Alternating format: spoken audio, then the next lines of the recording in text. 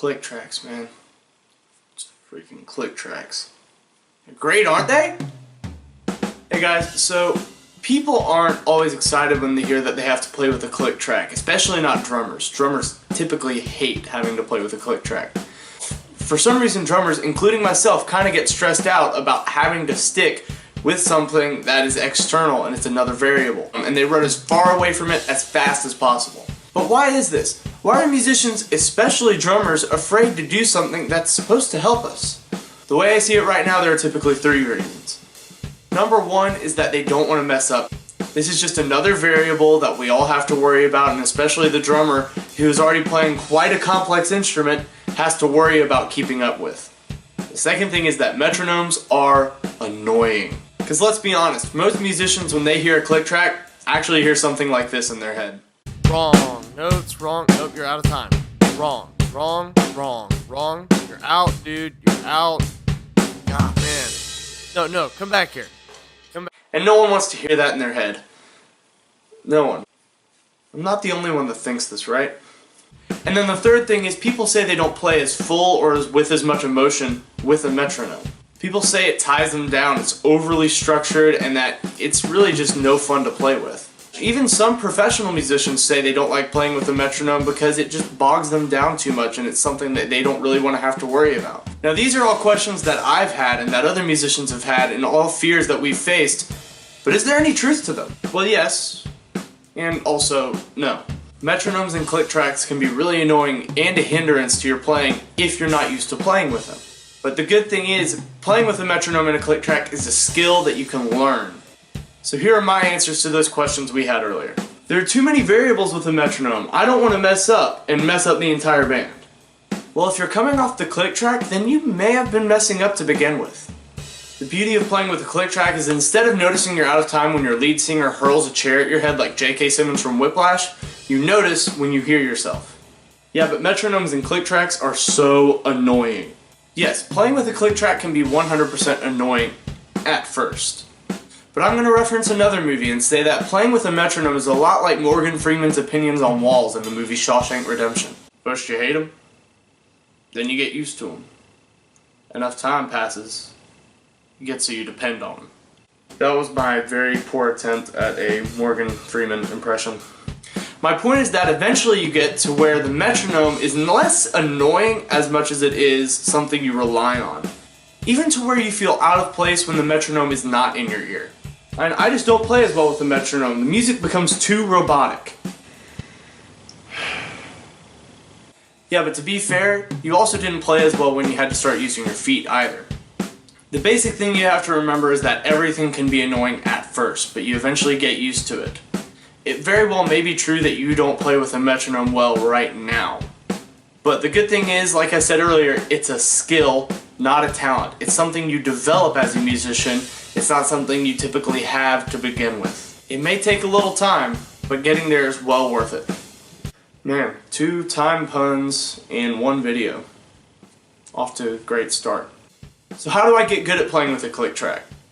Well, I've developed the world's best 3-step method at getting good at playing with a click track. This can get kind of complicated, okay? Alright, here goes. Step 1, start playing with a metronome. Simple enough.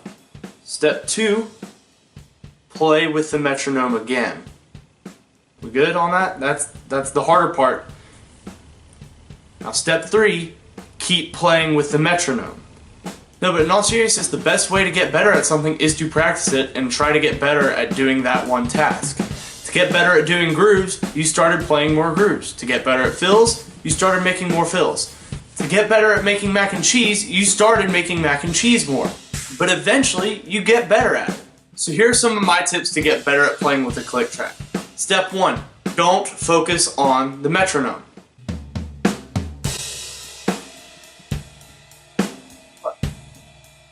Yes, I know it sounds kind of counterproductive, but hear me out. So you want your music to feel relaxed and flow, so the only way to do that is to make sure you are not focusing directly on the click. But if you only focus a ton on trying to play directly on the click, well, you'll end up looking like this.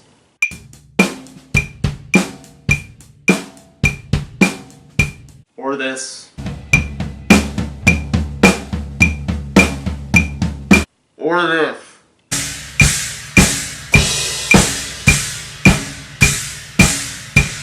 So you gotta stay relaxed even if you come off the click, and this is step 3.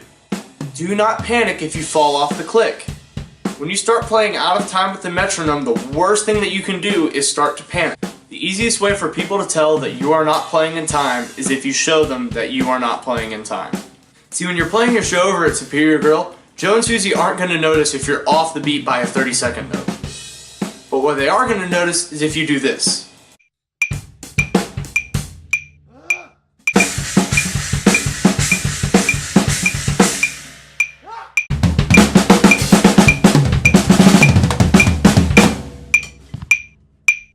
Then everyone is going to notice. But seriously, if you find yourself off the click, do not panic. Relax, find a spot to come back in, whether it's after a fill or a build or you're changing sections, and then just hop right back on and stick with it. This brings me to my 4th tip: practice your fills with a metronome. When playing with the click, fills are the easiest things to mess up on. Most individuals, if you hand them a pair of 5As and sit them behind a kit, can lock in a simple groove with a metronome. You can lock in a groove with a metronome pretty easily, but once you start a fill, rush it, and then come in on the wrong spot, that's when you have a problem. And because fills are typically when people eye the drummer, that's when people will notice when you messed up time. Tell me if you've heard something like this before.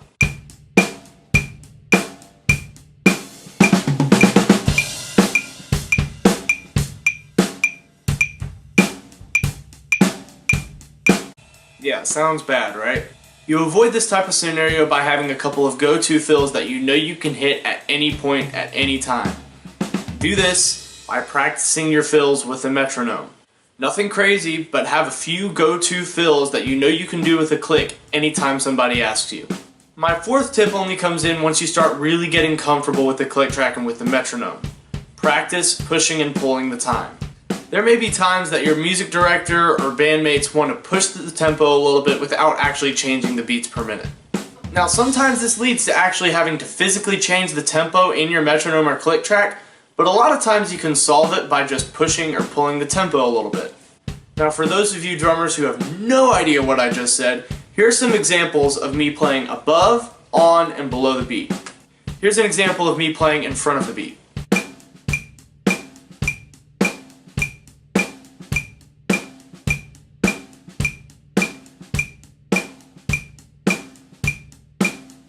Here's an example of me playing right on the beat.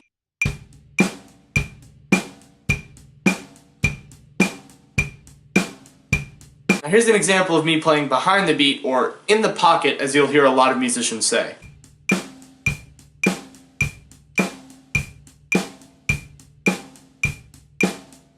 You can typically change the feel of a song by playing in front of, on, or behind the beat. But it's for this reason you also make sure you practice with the click track to make sure the entire band is in agreement of where the tempo is.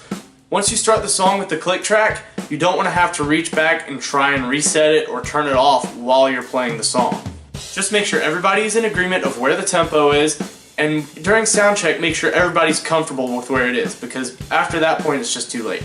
And my 5th and final tip is this: metronome games are amazing. A metronome game is basically where you change the functions on your metronome to make it a little bit more interesting to keep the time. You can do this by changing the accent, moving where the beats are, taking away beats, or my personal favorite is taking away entire measures and seeing if you can keep with the click track. Bonus tip: you gotta remember that there's not a single person on this earth with absolutely perfect timekeeping skills. It's a constant process that we're all trying to get better at, including myself. There's no way to have absolutely perfect time, but it is good to challenge yourself to see how close you can get. I hope you've enjoyed this lesson. Be sure to leave a comment below and tell me what you want me to talk about next. Also, tell me what your favorite timekeeping tips are. What's something that's helped you develop as a musician when it comes to playing with a click track or a metronome? I'll leave a link in the description below to a couple videos that I recommend using if you want to learn more. Be sure to subscribe because I try to post new content every Monday. Thank you guys so much for watching, and I'll see you in the next video.